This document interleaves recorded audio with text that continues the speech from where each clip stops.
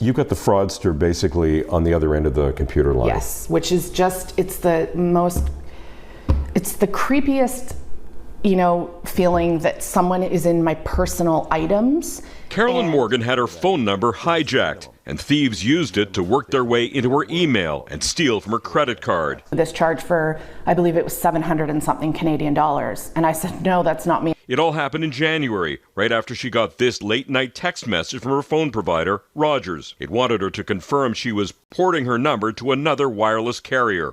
Porting is the term used to describe a wireless carrier moving your phone number from one company to another, typically after a customer decides to change phone companies but wants to keep the number. What do you remember thinking when that text came across? Right, I read it twice and then I went, oh my gosh. Morgan says she called Rogers immediately. She says she sat on hold 24 minutes. That's exactly what happened at the 24-minute mark, and that's when I realized, oh, there's no phone service. She then reported the problem through a chat line to Rogers, but it took 20 hours for the phone number to be restored. Meantime, the hijack of her phone number used to authenticate bank and email accounts had been breached.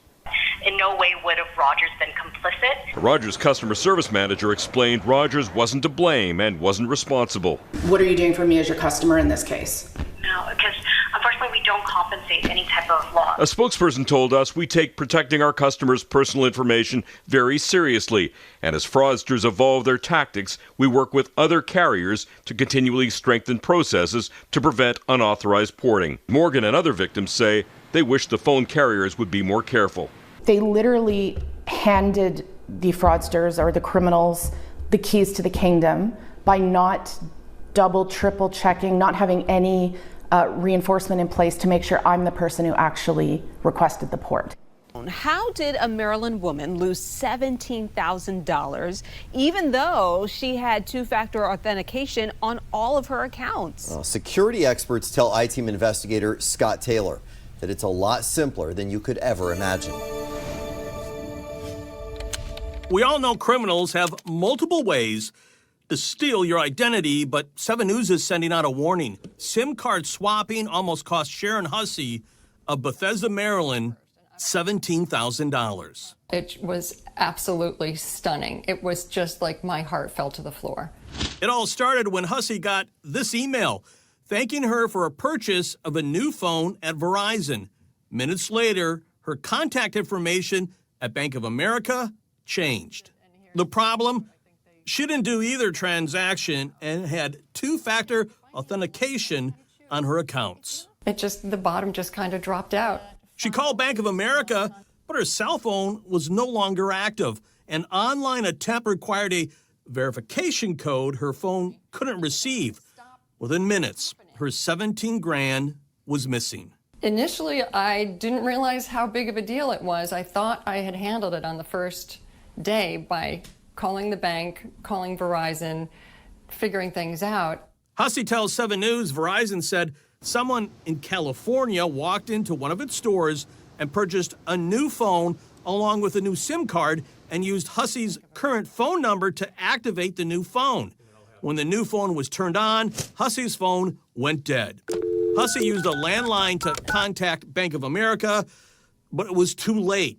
$17,000 vanished. And I have two-factor authentication, which ended up kind of biting me in the face when it all came down to it. That was the thing that completely hijacked everything. They had complete control of my phone, and there was nothing I could do about it. SIM card swapping has been around for the past 4 years. But security experts tell 7 News this type of scam has recently skyrocketed. In 2021, roughly 6 times as many dollars were stolen through this as the years before. Online security expert Alex Quilisi with Umail says the scam is simple. The bad guys convince the telephone company that they have the SIM for your phone number. And the minute the phone company does the swap, they're in control of your number. Scammers then use two-factor authentication through your cell phone to access your accounts. If you've been doing two-factor authentication everywhere to your mobile phone number, if someone else gets that mobile phone number, they can authenticate as if they're you. Over the next 3 months, Bank of America denied Hussey's claim, saying it can't be honored. Eventually, the bank reversed its initial decision and refunded the 17 grand. Bank of America tells 7 News, "We take identity theft very seriously. We are always working to improve the experience, knowing that resolving identity theft issues is a complicated process." Verizon said in an email, when potential fraud is brought to its attention, it works quickly to resolve the matter. And due to customer privacy laws, it can't share specifics in its investigation. Here are several ways you can better protect yourself from SIM card swapping. So the number one thing is to make sure you get a PIN or a number porting PIN with your carrier. That requires a special code that hopefully only you have that needs to be given to the carrier before they can do the SIM swap. I wish we could go back to the old days with just flip phones. 15 years. That's how long Michael Guyton and Gaffney had the same cell phone number until one day in 2019 he will never forget. It's a normal day. Look down at my phone. No service.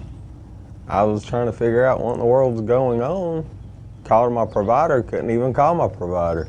Guyton says he wasn't late on his bill, but when he finally got a hold of his carrier, they said his number had been ported out. I lost my number, anything tied to that number, anything with that phone number is gone. What did you think? I was sick because a few days later, I had money missing.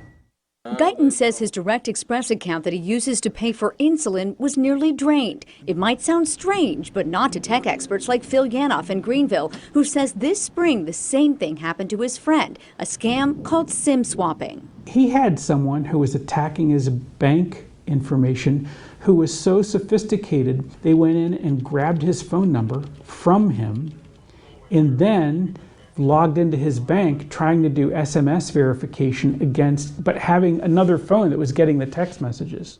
The term SIM swapping comes from this SIM card, which connects your phone number to your account. But the scammers don't actually need to steal it. All they need is your phone number and some private information so they can call your carrier pretending they're you. The FBI says victims lost $68 million to SIM swapping in 2021 compared to just $12 million in the 3-year period between 2018 and 2020. The founder of Scamicide, Steve Wiseman, says SIM swapping used to target celebrities and now anyone is vulnerable. What would a scammer need in order to successfully pull this off?